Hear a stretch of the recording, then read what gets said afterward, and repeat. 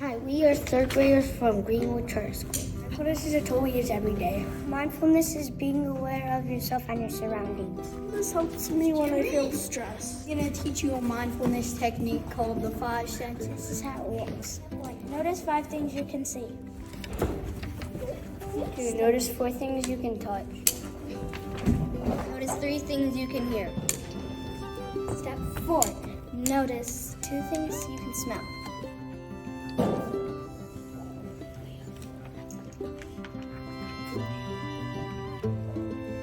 One thing you taste. Now you try it with us. Notice 5 things that you can see. Notice 4 things you can touch. Notice 3 things you can hear. Notice 2 things you can smell.